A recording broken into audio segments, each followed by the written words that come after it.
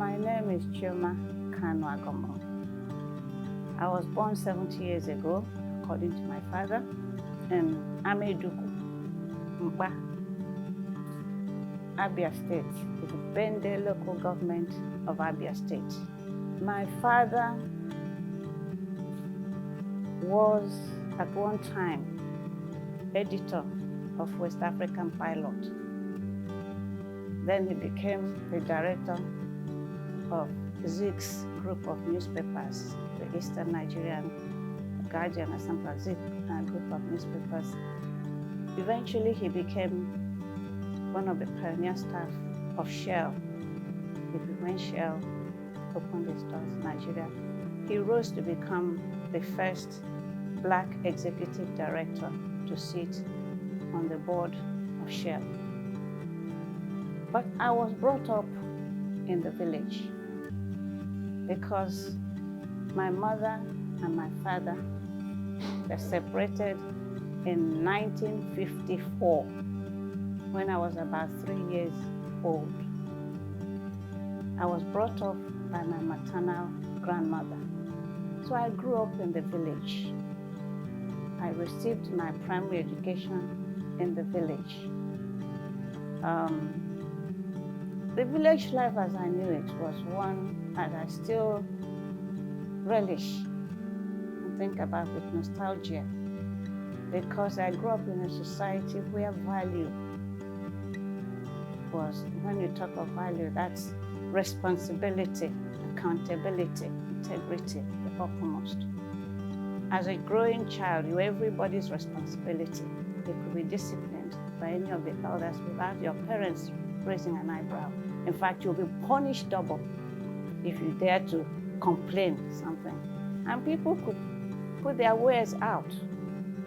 You pick it and drop your penny or whatever it is, and nobody will take it. That's the type of society I grew up in.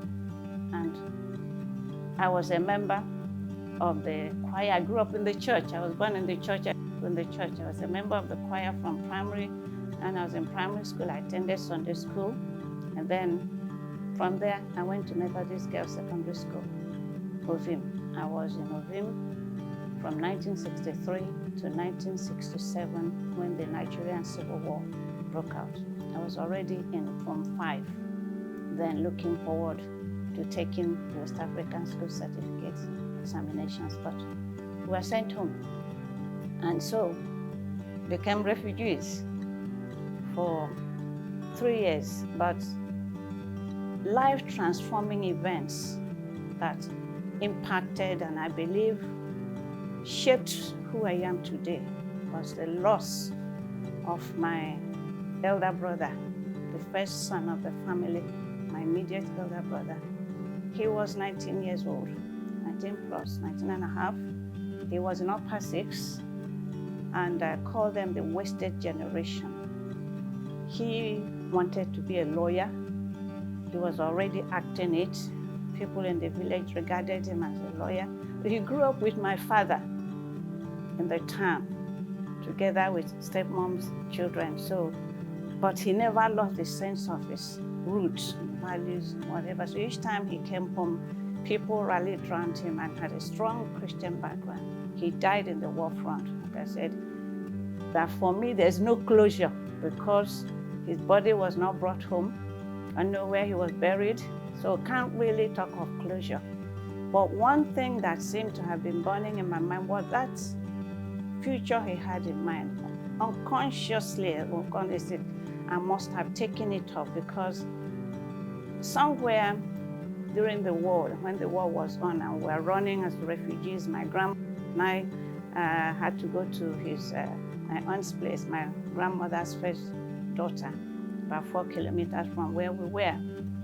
Then my dad sent for me to come and join them in Owerri, and they sent where they were. So I left the village. That was how I left the village and the nurturing and loving influence of my grandmother, because she was one woman who, when you talk of someone who has no guile, she had no guile. There was nothing like, she had ways of dealing with issues without ruffling feathers. but you get the results. And so, like I said, sometimes I say she poured liquid love into me that is hard to bear grudge or to keep, carry on forgiveness against anybody, something like that. So that's how I left her nurturing influence and joined my dad and the rest of the family. We were in Mbese, running from one place to another, ending up somewhere in Olu, I believe, between Olu and Anambra State. I can't quite remember, until the war ended in January 1970. Then we returned home. When we returned home, about 2 weeks after the war, my dad's employer sent a staff, an expatriate who was a very close friend of my dad, to come to check on him to know whether he survived the Civil War. He came in a helicopter, and lo and behold, they found him alive. And so that was a relief, because as at that time, we didn't really know what was going to happen next, because we came back with nothing, no money, nothing. So the future looked bleak. So 2 weeks later, he returned with a cooler full of frozen chicken, butter, those delicacies, and with something much more life-transforming, with information that my dad's employer, Shell, had decided that he should come to the London office. That was the beginning of a transformation. So June 1970, we left Nigeria for the UK. So that's the beginning of transformation of my life. And so 1970, re-enrolled, had to go back to school. My dad, God bless him, he enrolled us in the tutorial college. We went there in June. Schools wouldn't start till September. He knew we were beyond the age for the normal school, grammar school or whatever. So, but he enrolled us in tutorial college, and then so found private tutorial college where I was taught one-on-one, for example, economics. And so we were there from June to September. When I went to school for further education, my sister also went, and my brother. So three of us who were in secondary school when the war broke out. So we started 70, 71. I did my O-levels. To God be the glory. I did very well. And 71 to 73, by the end of 71, Daddy and Mommy returned back to Nigeria, but they handed us over to Guardian. My sister and I went for A-levels in Kingston upon Thames for 2 years, between 1971 and 1973. In 1973, we gained admission to Queen Mary College, University of London, as it was then called. Now it's called Queen Mary, University of London. So I was invited for interview at Queen Mary College, was interviewed, and was asked to get ABB, my A-levels. Each person is given individual scores. It's not like you have cutoff, general cutoff. There's nothing like it. Individual scores, as God will have it, as called AAB. And I was given admission. My sister was also given admission. To God be the glory. Finished in 1976 with 2 second class upper degree. And 1977, I went on to do my master's and finished it, had merit, and then got married, same 1977, to as he then was, Mr. Philip Agomo, who was pursuing his PhD at Middlesex Hospital Medical School. So subsequently, Dr. Philip Agomo. And to God be the glory. We are blessed with 2 sons and also a proud grandmother of two girls. My mom has been probably the single greatest influence on my life. The first and biggest impact is that through her experience and her testimony and the way she searched and found truth through Christ, she led me to my faith, which is a fundamental part of who I am in Jesus Christ, and in living a life for Him. So that was the biggest, most fundamental impact she made on my life.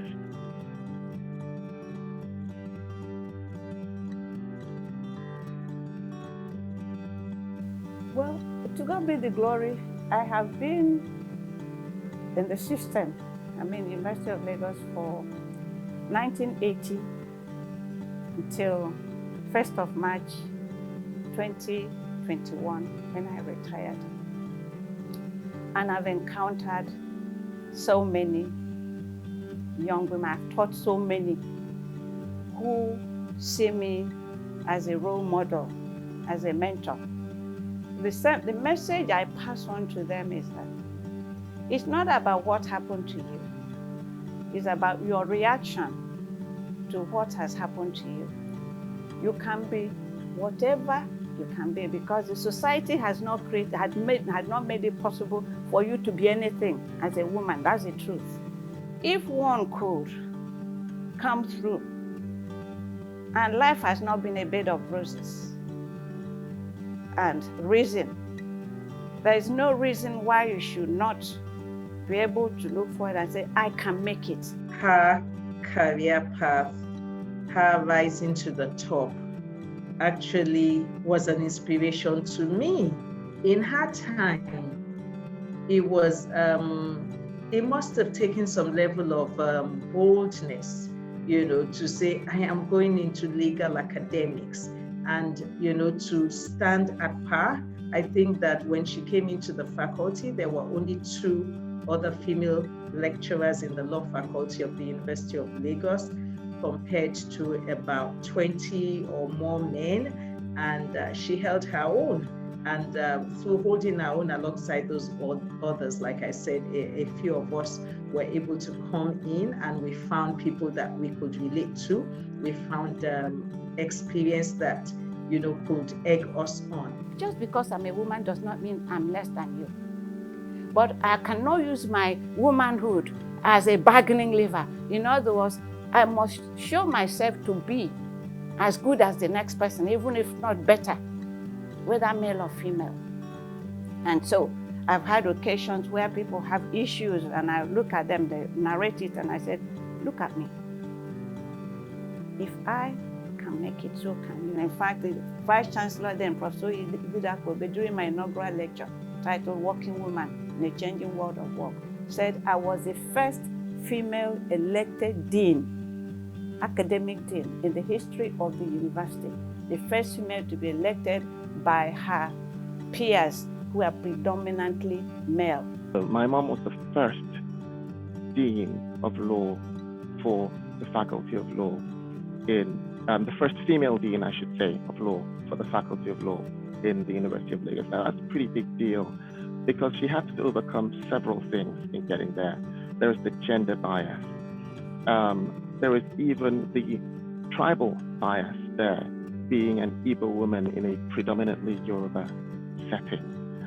And it's been quite fascinating. That's why I referred to the womanist theme. It's been fascinating the way she has pursued a meritocracy, not trying to achieve things because she's a woman or trying to seek or curry favor because she's a woman, but purely in, I deserve this.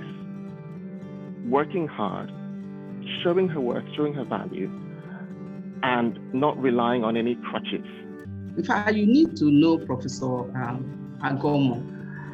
Any contact with her will show you, will produce a definite impact. Because it's not just that she's a good lecturer or a good supervisor. In fact, I was her first PhD student.